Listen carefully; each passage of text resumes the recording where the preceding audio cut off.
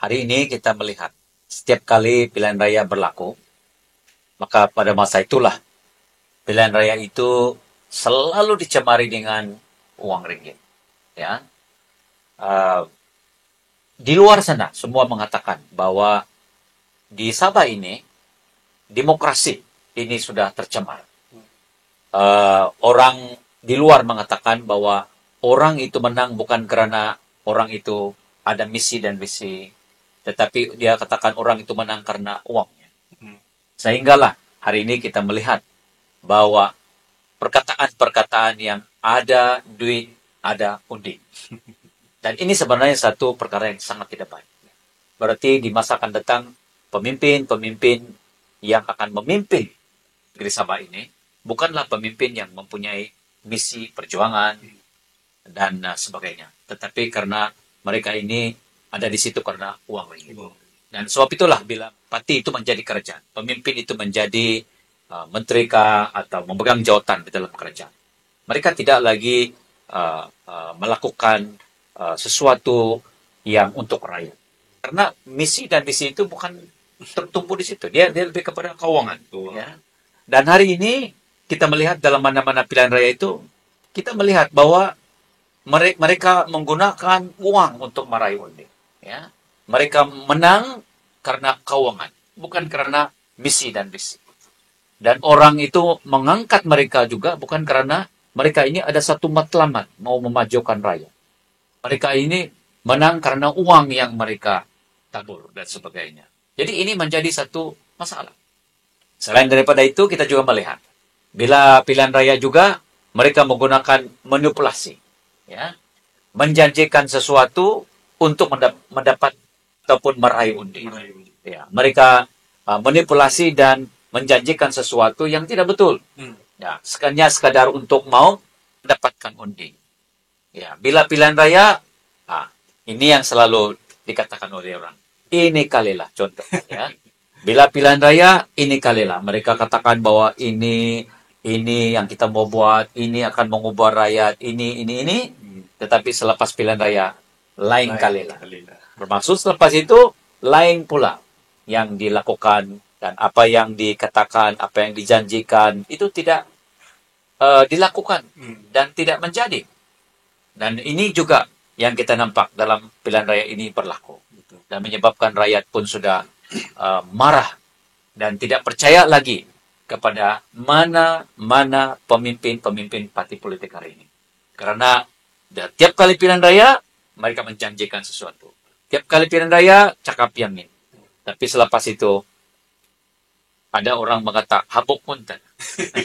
Ya, dan ini menyebabkan orang sudah merasa sesuatu yang tidak betul dengan pemimpin-pemimpin parti politik. Selain daripada itu, kita juga melihat semasa pilihan raya, ugut-mengugut. Ya, ini juga berlaku. Mengugut kepada mereka yang tidak menyokong mereka, kepada pengundi-pengundi yang sudah mereka tolong selama ini, mereka tuntut balik. Gitu. Mengugut supaya kalau kamu tidak buat ini, kami akan buat ini. Ya.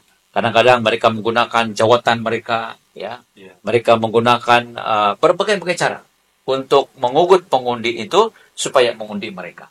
Dan ini juga telah mencemarkan demokrasi ataupun pilihan raya itu sendiri, ya. Sebab orang yang mau mengundi ini bukan lagi karena mereka mau memberi undi ataupun mengundi kepada pemimpin supaya naik di situ, tetapi karena mereka ketakutan.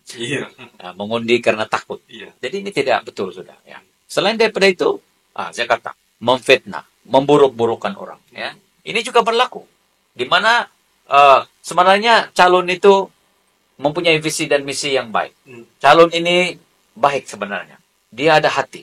Tetapi pihak lawan menggunakan fitnah kepada orang ini. Sehingga orang pun tidak lagi menyokong dia. Karena fitnah itu. Sebenarnya itu tidak betul. Jadi dalam hal ini, orang yang sepatutnya boleh diangkat menjadi pemimpin, tidak dapat menjadi pemimpin. Karena difitnah. Nah, ini tidak adil. Nah, ini tidak sepatutnya begitu. Ya, ada juga yang pemimpin-pemimpin ini yang ada misi dan visi sebenarnya dia ini boleh memimpin. Tetapi dia diburuk-burukan oleh orang. Kisah-kisah yang lama, ya. Dulu-dulu punya cerita. Ada orang memberitahu saya, dia bilang gali kubur, ya. Benda-benda ini sebenarnya yang lama, case lama. Yang 10 tahun, ada yang 30 tahun. Ada yang masih kecil, ya. Dan saya nampak hari ini, kalau tidak ada keburukan orang itu, dia burukan orang itu, dia kaitkan mama dia, bapak dia, nenek dia, keluarga dia. ya, dan ini semua kita dengar ya di dalam mana-mana pilihan raya. Ya, mereka memburuk-burukkan calon itu, pribadi orang itu dikaitkan, ya, dan sebagainya. Jadi mereka gunakan ini untuk menang, ya, dan ini satu tidak betul. Sebenarnya dalam pilihan raya itu yang sepatutnya kita angkat adalah seorang pemimpin yang mempunyai visi dan misi yang jelas.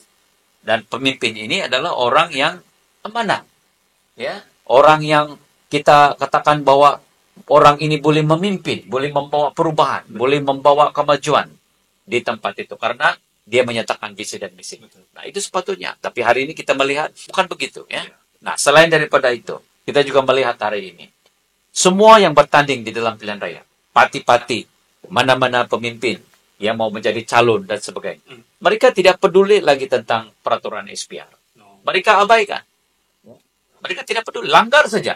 Nah, walaupun dalam peraturan SPR itu mengatakan tidak boleh memfitnah, tidak boleh rasuah, tidak boleh memberi apa-apa. Dan kita lihat dalam SPR itu, dalam semasa 14 hari itu, ya, dan terutama sekali masa mengundi itu.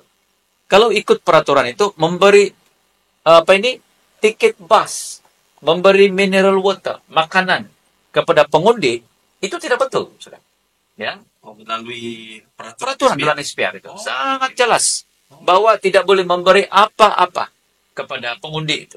Karena walaupun memberi sesuatu itu mungkin niat kita baik, tetapi dalam peraturan SPR itu boleh dikatakan sebagai satu rasuah, sudah. Saya baru tahu. Nah, jadi sebab itu saya kata peraturan dalam SPR itu sangat jelas sebenarnya, tetapi orang abaikan, ya. Dan peraturan-peraturan ini sebenarnya sudah ada. Tapi kita melihat setiap kali pilihan raya, saya rasa saya tidak tahu boleh mengatakan tidak ada, tetapi saya mengatakan mungkin tidak ada, mungkin ada, saya tidak tahu. Tetapi saya tidak melihat mana-mana parti yang betul-betul mengikuti peraturan SPR. Ya, dan sebab itulah kesan daripada ini. Oleh karena orang mendapatkan meraih undi menggunakan uang, ya, tidak ikut peraturan, memburuk, memfitnah, membuat ugutan, dan kesannya hari ini ramai di luar sana dan negara-negara yang lain kata bahwa politik di Sabah ini, pilihan rakyat di Sabah ini sudah tidak betul, sudah tercemar, ya. Mereka tidak percaya sudah mengenai dengan pemilihan ini, dan akibatnya itu ramai anak muda ini sehingga ada yang mengatakan bahwa tidak payahlah kita mau mengundi. Tidak payahlah begitu dan mengundi. Tidak payahlah kita mau ikut politik ini karena politik ini kotor. Tidak mau melibatkan diri dalam politik, ya, tidak mau mengundi, ya, dan sudah hilang kepercayaan kepada mana-mana pemimpin. Ini berlaku. Ya, kita lihat, ya, dan ini juga menyebabkan parti-parti yang baru ini seperti parti impian Sabah. Masalah sebab walaupun kita ini parti baru, kita mau membuat satu pendekatan baru, dan kita sebenarnya ikhlas dalam perjuangan. Tetapi oleh karena apa yang berlaku ini, ramai pengundi-pengundi dia bilang kami tidak percaya sudah. Ya, walaupun kita baik, sama saja itu dia bilang. Kamu yang bertanding ini dia bilang pun sama saja itu. Kamu ini sebenarnya mau bertanding bukan karena mau tolong rakyat, bukan karena ada ini tidak. Dia bilang kamu mau jawatan saja itu, mau kekayaan dan sebagainya. Jadi kesannya itu sangat besar. Ya, kesan ini menyebabkan mana-mana pemimpin yang ada sekarang ini dan parti-parti yang bertanding ini sukar sudah untuk mendapat peluang dan sebagainya. Jadi sebab itulah saya kata apa yang berlaku dalam pilihan raya, dalam mana-mana pilihan raya ini telah menyebabkan kerusakan yang besar dalam arena politik, khusus di Sabah ini yang kalau Tuan ingat masa dulu, parti di Sabah inilah yang paling banyak melompat-lompat. Nah, itu lagi dulu. Tapi syukurlah sekarang ini, ya. Nah, kalau dulu ini isu melompat ini terkenal. Sabah ini yang paling orang bilang terkenal dengan kataknya, terlampau banyak. Nah, di parlimen pun disebut kalau dalam pilihan raya ini di Sabah lah yang paling kuat melompat. Ya, kataknya everywhere. Ya. Tapi syukur sudah sekarang ini karena sudah ada anti lompat ini, Ya, akta. akta anti lompat, maka lompat melompat ini sudah selesai. Ya. Tetapi isu yang lain, politik uang ini masih perlu ditangani sebenarnya, perlu dilakukan. Ya. Sebab itu dalam Patimpian Sabah ini kita mau memastikan bahwa pada pilihan raya yang akan datang, Patimpian Sabah ini akan melakukan sesuatu perubahan politik di masa akan datang.